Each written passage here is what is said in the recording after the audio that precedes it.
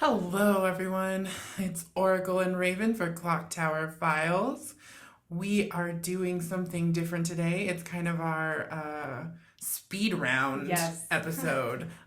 We are here. We're going to flip open our encyclopedia of the DC universe, accessing those Clock Tower files, and we're going to pick a random character and kind of talk about it and any social media they're on, or, kind of anything, everything, but just kind of a short burst, Russian roulette of comic characters. Yeah, Russian roulette. So we'll see how this goes. So join us, won't you? And yep, Raven is flipping through our encyclopedia here. And it looks like we're doing Supergirl. Woohoo! Okay, so Supergirl. I don't know a ton about Supergirl myself. I've never really been that into the Superman family characters. Me neither. But I do like Supergirl and Superboy more than I like Superman. So does it say her first appearance in there? Let's see. Probably, First appearance, Action Comics 252, May of 1959. So she's been around for a while.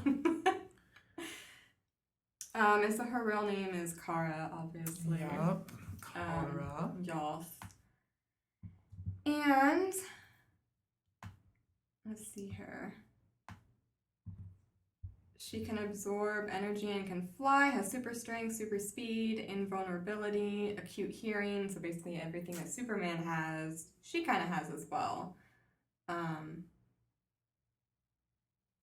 a range of vision, including emitting X-rays and heat. Yeah, basically everything Pretty much Superman everything Superman can do. So yeah, I'm not that familiar with her either. I've seen her, I think, in Justice League. I think she was definitely in Justice League Unlimited. Oh, Unlimited. I can't remember, which is pretty much the same thing. It's just this secondary volume of Justice League.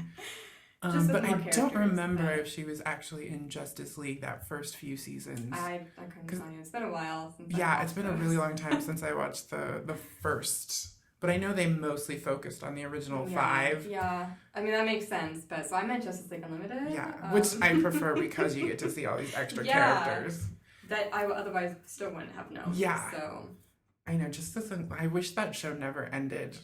Justice League Unlimited, they could have went on forever. I know, in all honesty. so many stories, so many characters. But their pitfall for me probably would have been voice actors because I want the same ones. Yeah. Not someone's you can't just keep mixing the voicers up. That's no fun. So I am only familiar with Supergirl on what is it now? It's on the WB. I'm only familiar with the series. CW now. CW. CW? Sorry, CW. They're technically related. Because it was the WB originally, then it transitioned to the CW. Yeah. Someone purchased someone, you know how it goes. But this is the only one out of all of the DC shows that are currently going on that I have watched. Oh. I've watched some. Not that's a lie. I didn't watch a lot of Arrow. I'm not even gonna lie. I tried to, but I couldn't get into that one. What was the other one? Flash. I only see random episodes. Again, I haven't had a chance to actually sit down and watch anything of that. And then Legends of Tomorrow. I watched all of season 1. And then after, spoilers, Captain Cold dies. I didn't really care. And now I just ask people, oh, did he come back this episode? Please let me know so I can watch that one. Because seriously, I don't know. That's so funny. Yeah, I watched most of Arrow because obviously I'm such a big Black Canary fan. So from episode 1, I was just like, one day I'll get Black Canary, and then they've completely destroyed the character, which we should do an episode about that one day, just the complete and utter destruction of the Black Canary. Single-handedly, the Arrow. The Arrowverse does not treat their female characters in general that well, and especially there's some weird vendetta against the Black Canary from that show. And I think it's once you start looking at it and, listing it all out, you're like, wow, someone doesn't like someone, there is a vendetta, I'm convinced. Even though I didn't watch it, you could still tell. Yeah. You could still She tell. gets the short end of the stick always. So yeah, I watched most of that up until they completely killed all the black canaries.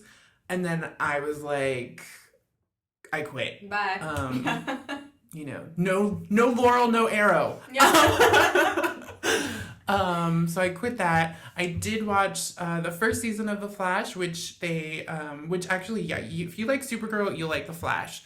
And then some of the best crossover episodes are the Supergirl Flash episodes. Yes, they are. So yeah, definitely Flash is not bad. And then yeah, I watched the first season of Legends of Tomorrow.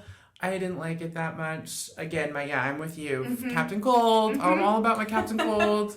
And then, of course, the Canary, who I refuse to refer to as the White Canary, because that too, there's a weird vendetta. Mm-hmm. They just like to mess with my girls.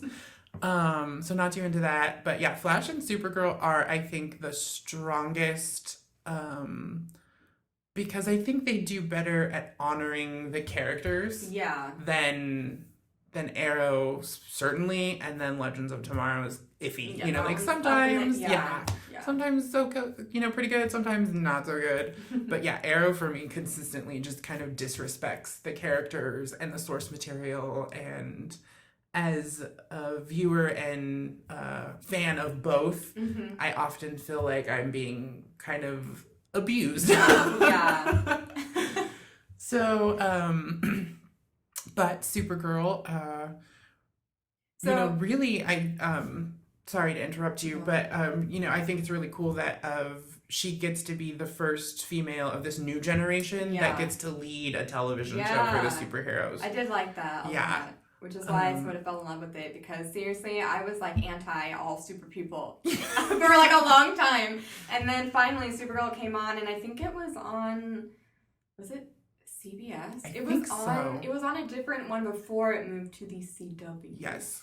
And so I watched it when it originally aired on that one, and I was like, oh, I actually kind of like this girl. I actually like Supergirl. I'm like, I want to continue watching it. Yeah, I really like her. I didn't watch Supergirl until it was on Netflix. So I got to the benefit of just kind of binge watching it, sort of, where just, So I really enjoyed it, and I think I too probably liked it more because I just got to sit through the story instead of wait that week every time it aired. So we're really only going to be going over season 1 of Supergirl because Oracle hasn't seen season 2 yet. No, but I haven't seen season 2 yet. Even though I think it's probably on Netflix now, but it could be. But I've just been so busy. Yeah. So busy. Summer is a very busy time. Yeah, I know. Surprisingly. You think it wouldn't be, but it so is. Yeah, I can't wait till I completely move. I'm watching Supergirl. Then we can talk about season 2. Week in, you're just like, I'm binge watching Supergirl. But yeah, so what were some things that stood out to you with the Supergirl show? Well, especially as you and I actually both are not really fans of the super family. So what kind of spoke to you that actually was like, you know what? I kind of like at least Supergirl more than I originally thought. So what I really loved was Cat Grant. In all honesty, she's a very strong character. Yes. I loved her character, and I don't know who actually plays her because I'm terrible with names. Callista Flockhart. Okay. You know. But yeah, so I fell in love with her probably before I fell in love with the Supergirl character herself. But I feel like the Kara Danvers character was, in a way, very realistic. You know, like, you could sort of be like, yes, you know, like, I lost all of my family. Not necessarily a planet, but but still, you know, like, you lost everybody that you know and cared for, and now you're just like, oh, well, now I'm being adopted, and I have to try and learn how to live a human life and not show, you know, who I really am. And I know eventually, and I can't remember exactly, maybe you know or can recall, but there was some incident that happened that she was finally like, well, I'm gonna go out there and I'm gonna go save these people. But I can't remember. I can't remember, but there was a few, because I can't remember exactly, and I'm not sure which one you're referring to, but I remember a few times in season 1, where I think that was, kind of a theme of the show, because I remember a few times where there was kind of these instances where Supergirl was kind of like, I'm, like kind of almost questioning if she should be kind of a superhero almost, or, if she should take action. And there were a few times where, she kind of was like, well, I guess, and forgive the, joke, but this is a job for Supergirl. Mm-hmm. And I think, I think it's just a theme of the show that, of Kara, battling kind of, with herself, like what is her purpose in life, mm-hmm. which I think too makes it super relatable, because who doesn't have that question? But the other thing that stood out to me, and I know that there have been different recreations of Jimmy, but yes, Jimmy Olsen. Yeah, I thought it was very strange and weird that they chose like a black person, like not in like a bad way, but I just wasn't expecting it, to be honest, because to me Jimmy Olsen is a redhead. Yeah, that's my Jimmy Olsen. Not that I don't think that the guy who plays him is not attractive. Yeah, he's super hot. I know him. He was on True Blood for a little bit. Oh, was he? And so he was shirtless a lot on True Blood, because who wasn't shirtless a lot on True Blood? But yeah, so I knew him from a few years before. Okay. And so when he was introduced in Supergirl, a lot of the times I was like, when is he taking off his shirt? Then I realized it wasn't that kind of show. You have to go to Arrow for that. Yeah, exactly. Lots of shirtless men on Arrow. Not so much Supergirl, which is a little disappointing. But no, he's super attractive. No, I agree. To me, I don't know why. I guess just because for 100 years, Jimmy is such a defining fact that he's a redhead. Yeah. And two, he's always a little geeky, and this character is not geeky. He's totally not geeky. He's not geeky. He, in a lot of ways, he doesn't have any of the characteristics I myself would put into the character of Jimmy, Olsen. If I were writing Jimmy Olsen, he would not be him. Not that he takes anything away from that, but me as a fan and, hypothetical creator, he does not represent Jimmy and the characteristics of Jimmy that I associate with the character. But he's a good actor, and he's very attractive. Shout out to you. Which I can't remember his name right now. Because, again, I know him from True Blood, so just in my head, it's always the True Blood character name. He played Eggs. And so every time I see him, I'm just like, oh, Eggs. I can't remember his name. I'm going to find out. But we also, while you're looking for that, we also have Win, who is another main character. Yes. Which I also loved him, too. I love Win. To me, that is more Jimmy Olsen than... That's probably why I fell in love with this character. Than Jimmy Olsen. But yeah, he's fun. He's geeky. He, makes Kara's outfit for her and is very much involved and, has a little crush on her and all that stuff. Which, in all honesty, I would have went for Win. I would have went for him versus Jimmy, unfortunately. But I know Kara didn't feel the same, and I was like, girl, you don't know what you're missing. Jimmy Olsen's name is, I hope I'm pronouncing this correct, which at that too. If you've been listening to our show, I just butcher everyone's name. I feel horrible. But Makad Brooks, if I'm saying his first name correctly. But yes, he's very attractive. Any shirtless pictures? No, not on Wikipedia, unfortunately. Dang it. I know. But Win. I think Win is, very much more a Jimmy Olsen character than Jimmy Olsen. And I like a lot of, I love that I like his fanboyishness, of everyone.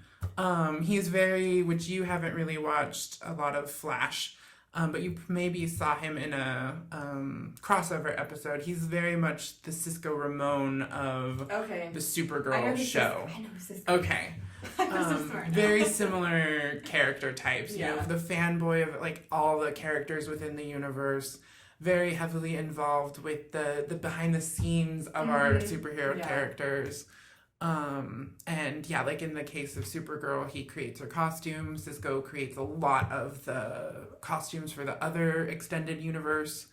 And Cisco is also credited oftentimes with naming a Oh, lot yes. of the characters, which that is a whole other episode, which drives me a little crazy because I feel that takes away from the characters if they are not choosing their own names.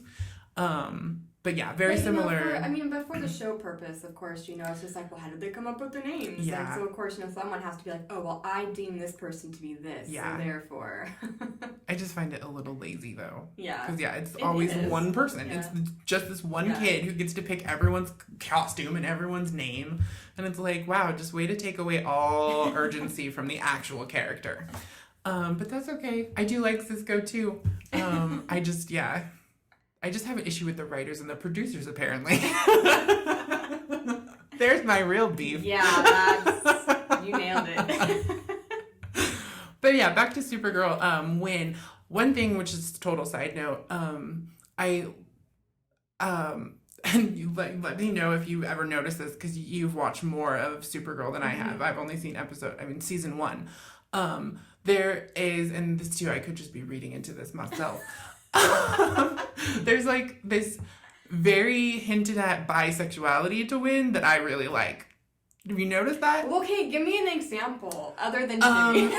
Jimmy and other than Jimmy. Superman, which I haven't seen season 2 yet, where Superman actually shows up. Thanks to the wonders of Tumblr, I have seen clips and animated GIFs and screen caps. And is it like low key, because it wasn't like flat out like in with my Superman? face. I feel like it's more low key with Jimmy actually than it is Superman. Wynn's love of Superman is like he practically gets heart eyes when Superman shows up. And there's one scene. You can't just be like a little kitty. There's one scene where he's talking to Superman, and like he's like talking to him, and like in the middle of the conversation, he like under his breath goes, "I love you." And that kind of sealed the deal for me. I don't know. I didn't get that from that. I get because like I visit voice actors and actors and stuff like that, and it's more of just like, oh my god, I love you. But it's not like I want to do you. It's just for me, it's definitely I want to do you from Wynn. He practically faints every time. Yeah, I don't know. I didn't see that. I didn't get that vibe, but it could be there, and I'm super oblivious to everything. I'm the Kara of everything. I don't know what's going on. Yeah, when they first announced, because I remember online when they first announced that there was going to be a gay or a character coming out as gay or bisexual on Supergirl, my money was on Wynn, and then they threw me a curveball, and it was her sister. Yeah. Which I wasn't expecting that. See? I was like, oh, okay. Yeah, Cool. totally threw me. Because my money would have been on Wynn like 100 times, So yeah, threw me for that. But and yeah, the internet too. I'm on Tumblr a lot. Always, lurking through the fan stuff, seeing what the opinions are out there. And yeah, a lot of people also, the kind of common thought was, Wynn was going to be this gay or bisexual character. And they had, context to prove. Yeah. And then, boom, her sister, and everyone was like, whoa, But yeah. So back to Supergirl herself. I like how, again, kind of with like Wonder Woman, I like how she's so much more heartfelt, even with her villains, than like if you watch Flash or Arrow, of course. Lacking a lot of empathy or compassion or, just even thought of, why is my villain doing the villainy things they do? Kara actually put some thought into behind, her villains and tries to understand them better than just punch them, which everyone else, all the other shows, both Legends, Flash, and Arrow, they're just, how do we defeat them? And Kara's like, why are they doing that? There's a much more thought involved. And I like that for the most part, but there are some instances where I'm just like, Kara, stop. Yeah. Stop. You're driving crazy, girl. Yeah. I think that too comes to play with it'd be interesting too to see like who wrote that, because the producer, there's like 3 producers for all of these shows, and they kind of rotate. And I can't remember, but one is kind of like mostly in charge of Flash and I think Supergirl, and then the other one especially, I think his name's Mark, is in charge of Arrow mostly, and then like the group of them kind of super rotate through like Legends. And so I'd be kind of curious to see who is in charge. Yeah, of which episode. And whose hand is more involved. And because I bet you the ones you don't like are the Arrow people. I don't doubt that for a second, because listen, I watch Doctor Who and I know every episode that Moffat writes. Yeah, right. You can tell the voice changes, or there's something, like a key element where you're like, oh, that is so and so that they're introducing that. So, and I bet you. Yeah, I bet. I bet you, because I would not be surprised if going from the way they behave on Arrow and even the other shows, but Arrow specifically, to then go to Supergirl, I could almost see an overshift to try to get into her shoes. Yeah. And then they end up overdoing it because they can't quite put themselves in that place where it's more natural. So they end up overing it, where and then the audience goes, okay, I get it, but maybe we should do something else. And then, of course, Arrow, they don't even give 2 second, thought to it. They're just like, punch him in the face and shoot an arrow and everybody's dead. Yay! Wait, you forgot the topless men? And they're all topless. But yeah. I do like, I like some of the villains, though, in Supergirl more than, especially Arrow. Again, I feel like I'm just going to trash Arrow all day.